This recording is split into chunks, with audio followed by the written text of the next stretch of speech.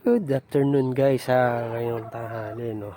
Dito pala tayo sa taniman natin. So, kung nakikita nyo, itong nasa harapan nyo, ito. Bali, ito yung mga ilan sa mga rare natin na na-acquire dati na mga cuttings ng ubas. Bali, ito nga pala nito yung tinatawag na academic variety. Sa hindi pa ako nakakaano, pwede nyo namang i-search to dun sa mga ng mga mag-uubas na para dun sa presyuhan nito na nating na-acquire natin na to, para malaman nyo yung presyo niya kung sakali man na magusto nyo na bumili kayo. Ito meron tayong available dito, bali 6 na piraso to. So baka i-ano natin yung 4 dito na piraso available para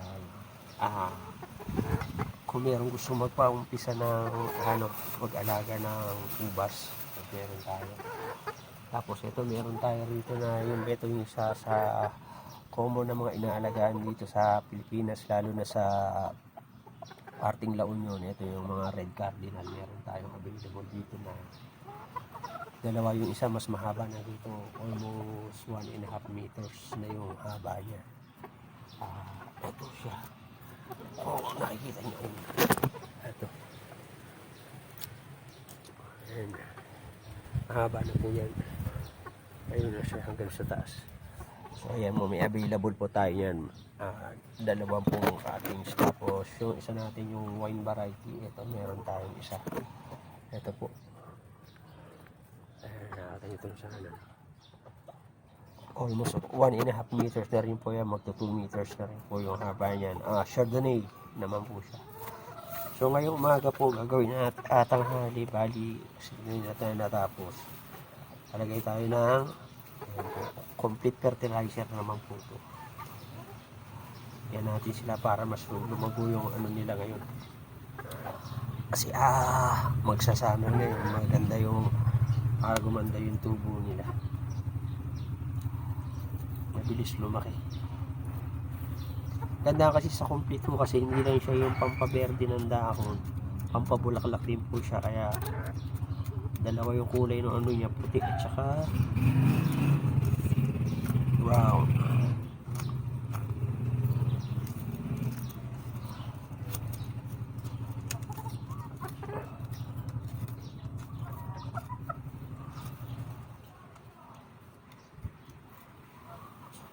Kaya muna natin sila na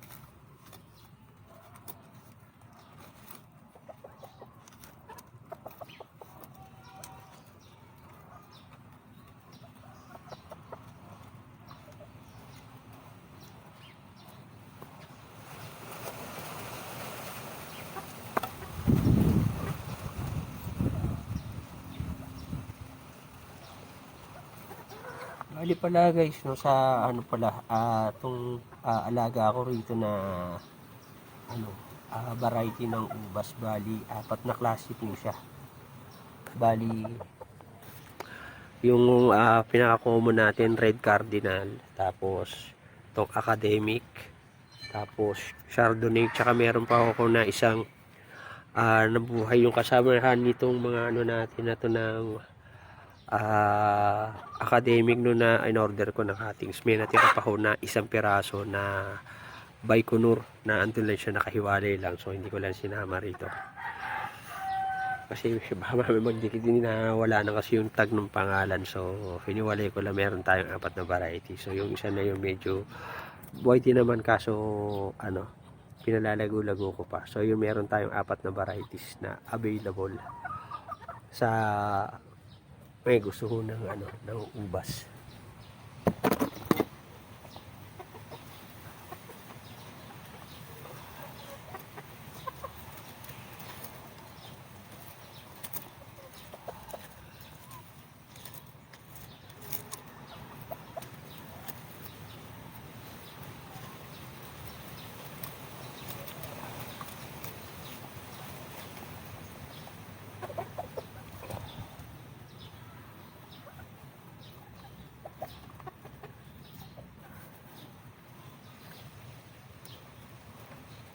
Ito mas malaki na.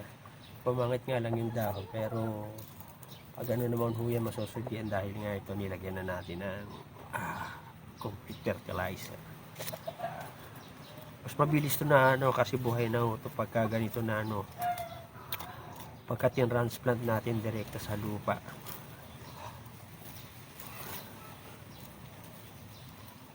Mas mabilis po siyang lalaki, lalo katulad nitong panahon ng summer na buhay na to. Mas mabilis po siya na mapapalago yung agad.